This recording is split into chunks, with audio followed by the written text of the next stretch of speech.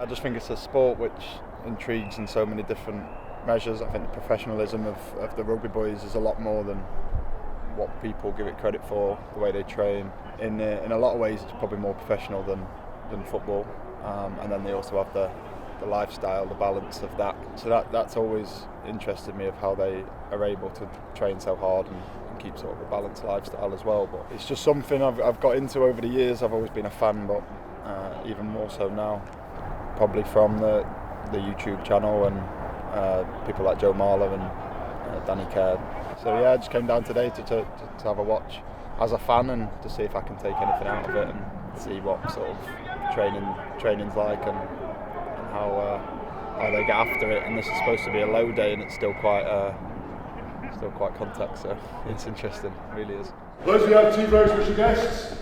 Turn your heads round if you've got that name rotation. Aaron Ramsdale, Charlie, welcome.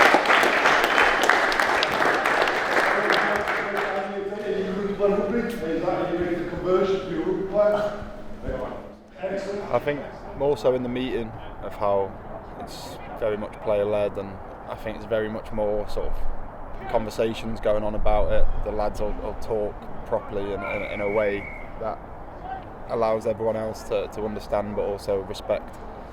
I think you get a lot of times in football environments, you know, you could be waiting around for a few minutes for someone to say something, and so I think that side of rugby, that side of the game is definitely something I'm trying to take, because we can all be sort of try and be leaders, but once you're in a meeting full of 20, 30 men, it's sometimes hard to articulate or get your words out. I love it, to be honest. Even just being able to talk to them on a personal level, to see how pressure away from the sport, how they deal with it. Obviously, I know Jinxie for a bit now, and he was England captain, so speaking to him, you know, even if seeing him in the gym in the summer in Portugal and just seeing how he works there and things like that. So yeah, the cricket, rugby, and it's just important. You know, it takes you away from football as well. As I said, if you're a fan of it, you just got to get involved, and it's just so interesting to see. Go! Fix it! Go! Yes, Buzz. Jake. Hold back. Yeah. Last one, boys. Last one. Go. Oh, Willis. Nice.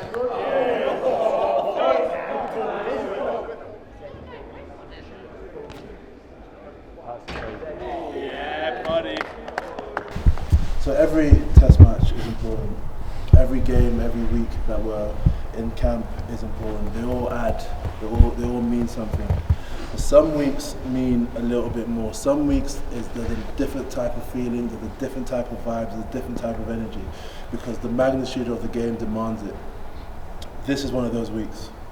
This is one of those weeks where we need everyone to be a little bit better than what they are normally. We need a deeper level of focus, we need a deeper level of attention from the whole squad.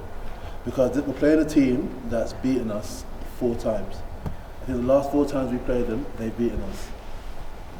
So, if we want to get the result, and we're more than capable of getting the result that we want, it requires for all of us to buy in.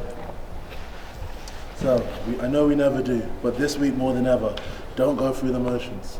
Let's make sure we know our detail. Let's make sure we know each of the intricacies of what we're about to do, so that we can bring this physicality that Wig is talking about. We can bring this bounce, we can bring that energy, and we can dominate these guys on the weekend. Good?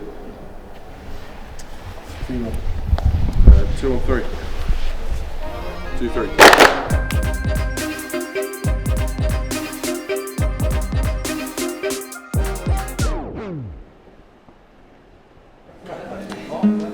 We're here at Penny Hill Park. All of the boys stayed in last night and we're together, and we've got a recovery breakfast this morning. So we're here down at the spa. We've got a normal supplement table that we set up every day. We've got cold pressed juices, recovery smoothies, protein-based smoothies, and then this section here is probably our main antioxidant polyphenol section, so helping the boys repair and clear off any inflammation that they might have. We've also got some kefir-based products to support our gut health. And then as we go around the corner, we've got a carbohydrate-based station here, overnight oats, homemade sourdough at the Penny Hill Park Hotel, and then porridge.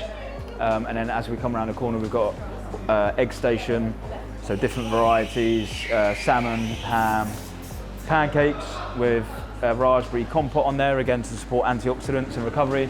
And then with our chefs over here, we've got our normal omelette station. So the aim of today, all of the boys together, big week against Scotland, and just recovering well at Penny Hill Park.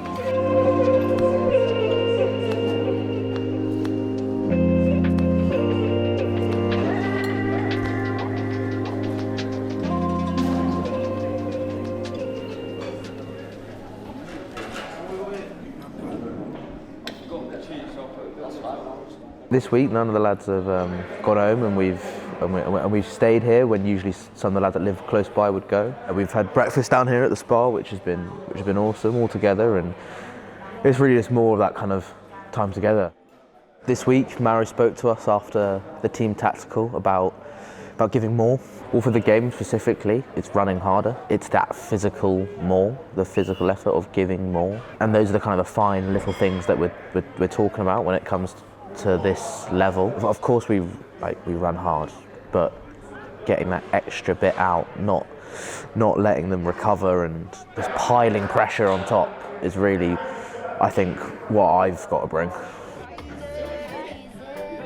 Well, I think we've got to be smart around the personal responsibility of recovering, and then just switching off. Switching off really is the kind of the mental recover, which I'm pretty good at. But yeah, just making sure you're right as rain to put that extra effort in.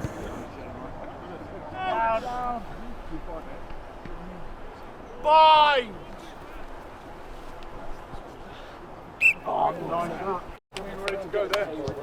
The coaches, they want to make us better, they want us to be better, and obviously they plan out and design training to prepare the team as best they can for the weekend. And as soon as that's done, they're always, what are you doing? What are you going to do as an extra? What can I help you with? And it's a brilliant way of just improving every session because they're so hungry for it. They're matching how hungry you are to get better, and it's all thought about here. It's all laid out to make us better.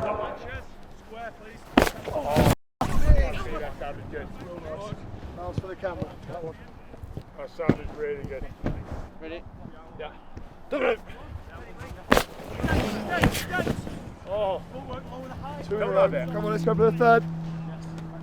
I've really got a lot more comfortable here because obviously first time you're in, it's like new school almost kind of feeling of trying to get to know new lads and just seeing how dynamics work and stuff like that. And now this is my third kind of campaign now. I feel really comfortable at one with the lads and it's really good. I'm loving my time here, and again that only helps with training.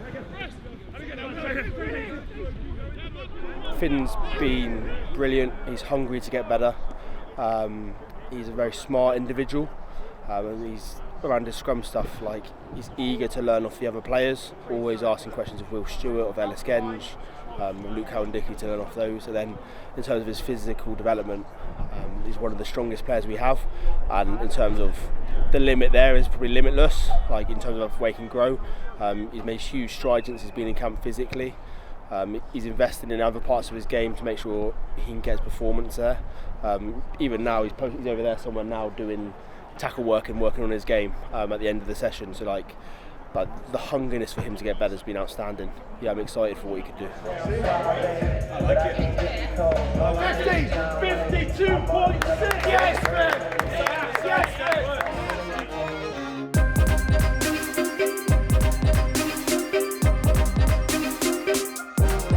Get a spike here. Let's get an emotional spike. Show each other we're invested and get taste out of it.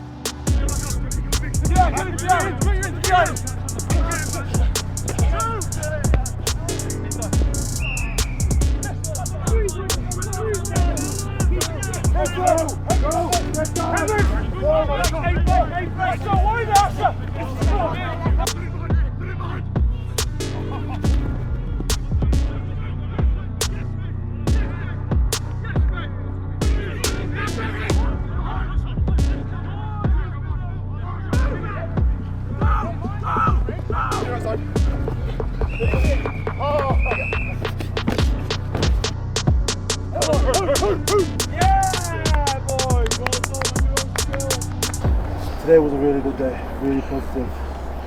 Now the change in the week is starting to happen.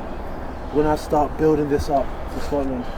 Remember, as Steve said it to the forwards earlier, I said it yesterday, this team has beaten us the last 4 times we played them. On Saturday is going to be a different story. Let's take that opportunity. Let's make the choice to be great, fellas. Let's make the choice to be great. This could be a great team. Let's make sure we continue to build throughout the week. I like playing against the home nations. Like Six Nations, always good games playing against them. And then kind of, I guess Scotland especially, because I've got a few mates that I've played with and also played against, like Fin, Cam Redpath, Dewey. I'm not really someone that like gets really like personal in terms of like I want to go after them, I want to like bang them or want to like whatever. Like for me, like you're playing against your teammates in the day, like you have a job to do. You want to win, and I'll do whatever it takes to win. Whether that's like for example, Cam Redpath, he's one of my best mates. Played against him when he made his debut, and for him, obviously, I want him to play as well as he can do. But at the same time, I want us to win. So when it comes down to that, like you want to get one over on the opposite number, and I don't want them to have a good day at the office. I want us to come away with a good victory, and hopefully puts us in good stead to head into the last 2 games.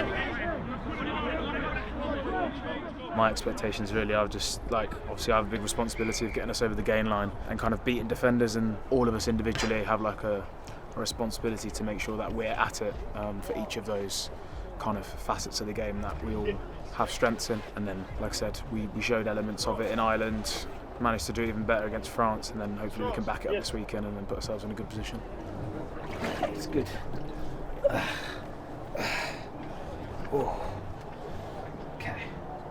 I'm done.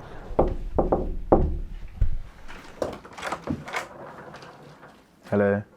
How are you? You coming in? Sure. Welcome to the room, guys.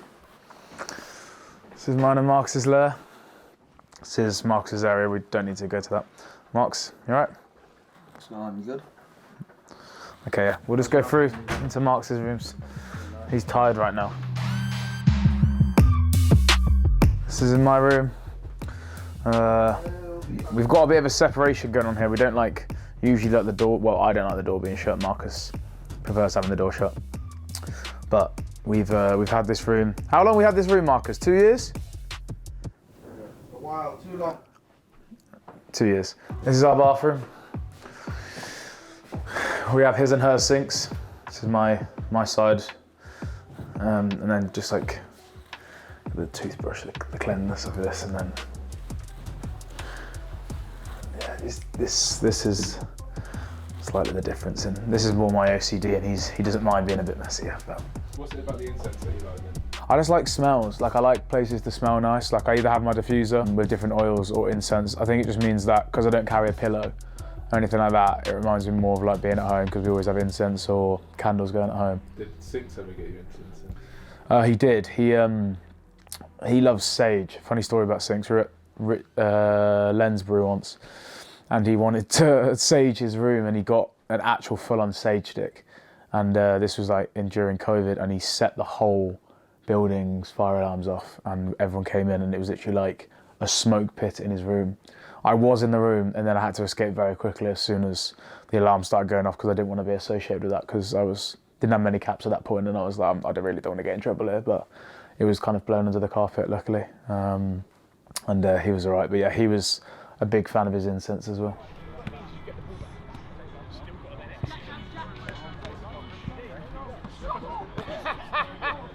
From a personal standpoint, for me, like I just want to keep playing well for this team, because I think if we take individual responsibility in our own actions and all perform well, then I think as a collective we really get good results off the back of it. I think we're all heading in the right direction at the moment, and pushing for us to keep getting better as a side and growing, because we've got like a lot of young lads within this team now, and the older heads are still guiding us and pushing us, and they've been in this environment for a long time, so they know what it's like to be in a successful environment and to win.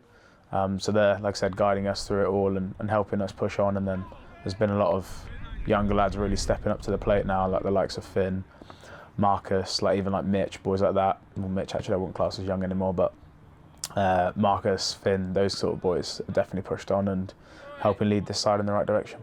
How old is Mitch? I want to say Mitch is 27. How old are you? 25. So like I'm even pushing towards the back end. And when we do our backs units now, even Marcus, he's with the older boys now and he's only just turned 26. And it's like, oh my God, we were actually like the young lads for so long and now we're creeping up towards the older lads. But that's because there's so many good young boys coming through now and it's good to see. New cap is on. Ollie Lawrence of Worcester. What a lad to bring on. Yes, Ollie Lawrence, who is being compared to Maro Itoje, perhaps at the moment. Throughout the first probably like 5 to 10 caps, I don't really think I gave a true representation of what I could do. And then throughout the summer and autumn, I think I was probably pushed to make sure that I was performing at a higher standard and kind of leading the team forward in the certain areas that I can do that in, and whether that's getting us over the gain line, whether that's beating defenders or being physical in defence. I think that challenge was raised to me, and me and Kev had a really good chat, and we spoke about how boys will follow you in, and I think especially from the physical side of things, that's a massive part of the game that I really enjoy and hopefully can add to this team. Lawrence on the outside and bouncing off the challenge of Naikambula, and here he goes, Lawrence. Now I think it's kind of a time where I'm in my career where I want to push on and keep performing as I'm doing in the Premiership, but on the international stage, because that's where we all want to do it. We all want to play in front of 80,000 people and really showcase like our talents, because otherwise it just gets wasted, and I don't want to miss those opportunities and look back in my career and be like, oh, I wish I'd just given a bit more, or wish I'd shown a truer version of myself in those times. It's difficult really because, like I said, we've had so many good performances, but we haven't managed to get over the line, and that's kind of been our story for the last year. So I think now like we want to make sure that we're turning tables and we are heading in a different direction. And like I said, this weekend we don't want to just put in a good performance. Like, although we know that's a stepping stone, we want to make sure we win, because that's not something we've been able to back up over the last year or so. And we know how important it is, not just to this team, but to everyone else watching, and our fans and all of our support and our families. We want to do it for them as well. So that's huge. It's hugely important for us to not just put in a good performance this weekend, but to make sure we get a good win at Allianz Twickenham. And finally, fellas, just for me, we're a very good rugby team. Very good rugby team. We're full of good players. The only thing that's left now is for us to get our mindset right. Too many times we played this team in the past and our mindset hasn't been right. Too many times we played this team in the past and the game has gone, and we've been disappointed with our effort. We've been disappointed with how we've gone about our business. Tomorrow's not going to be that day, fellas. Tomorrow's not going to be that day. Let's make sure we get ourselves right. Let's make sure we be the team we want to be. Let's make sure that we're doing all these things that people are saying in this circle so that we can dominate Scotland. Rugby's oldest international rivalry. The edge as sharp today as it ever was. Whether it's expat Scots down here or English folk drawn north, I think you'll struggle to find a pub in England, or perhaps even in Scotland too, in one or two parts this afternoon, that doesn't have a division drawn through it. Everyone knows the history around this game. They'll be frothing at the mouth. We stamp that out in the first 10 seconds, boys. That first collision off this kick-off. We draw a line in the sand today and we rewrite history. Yeah. Too long, understand? Yeah. Let's go get after. Come on, boys. Come on, stick together. Fin against Fin. England against Scotland. So many subplots. So much history. There's a bit of space here for Tom Jordan. Jordan looking the inside ball. It's gone there to Ben White. And White has got another try in the Calcutta Cup. What a dramatic start. Mitchell, Freeman, over the line. He gets it down. Here's Kinghorn on here to do it. Van der Merwe, the offload of Hugh Jones. Jones gets it. Marty Chesham once more. On there to Finn Smith. Ollie Lawrence burns through the first line of defence. Here goes Marcus Smith with a step. Once, twice and three times. Duane van der Merwe got back to make the tackle. Here's Alex Mitchell. On to Lawrence. Well, in the end, it was a little too extravagant. Both sides will rue missed opportunities. It is Scotland, though, with their 2 tries who lead at half-time. It's 10 points to 7. We need to make it count. need to make it count. Sorry. Once we break one, we'll be starving. Let's put the pressure on them. So Mitch, Finn, be really clear. Everyone else, do your job. All right, you ready, fellas? Come on, no tomorrow, fellas. Let's go. Shut it now.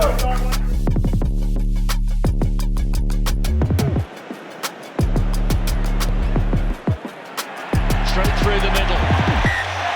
Well, this is the decision you make in big, crucial and tight test matches. Marcus Smith puts England in front.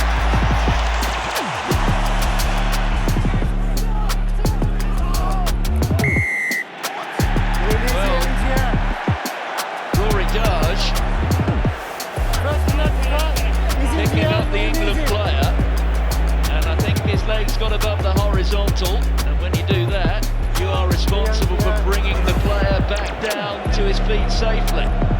Will Finn Smith be an England hero?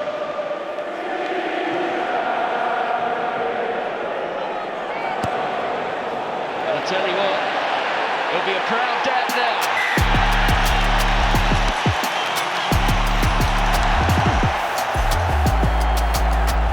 What a conclusion to the match! Kinghorn, Duan van der Merwe has got the try. The conversion has yet to come. What a climax! Can Finn Russell? This to win the match for Finn Russell, and it slid by. 3 conversions missed by the Scotland co-captain. England know they have to be on their best behaviour. Dobie.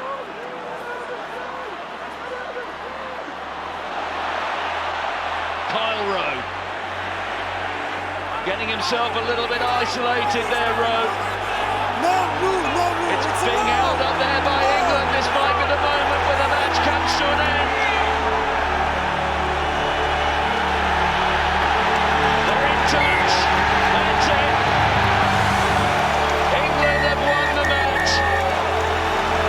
What a dramatic conclusion. The final score at the Allianz Stadium at Twickenham. England have beaten Scotland by 16 points to 15.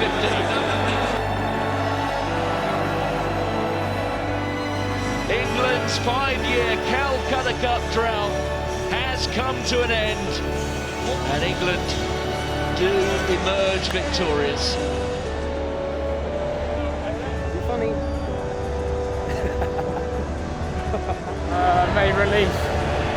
Honestly, I thought we'd through it at one point, but I guess that's like there's a lot about this game, and we haven't been on the right side of the result for the last few, and yeah, like I said, there's a lot of relief, and we've dug deep for that one. Full 80-minute performance, which is what we wanted for a long time now, and although yeah, it wasn't pretty, I mean, buzzing just to see the boys lift the trophy at the end and get back-to-back victories, and now we can have a bit of a break for a couple of days and then look forward to the last 2.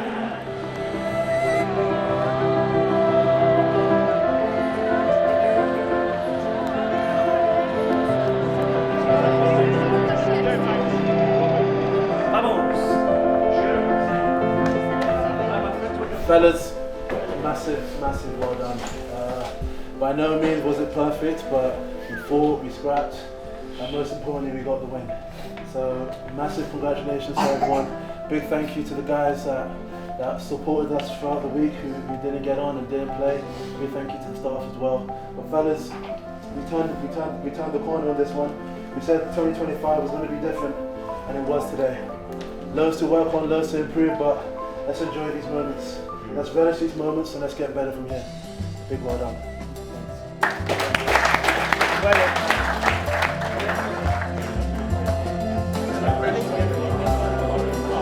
So wide, right?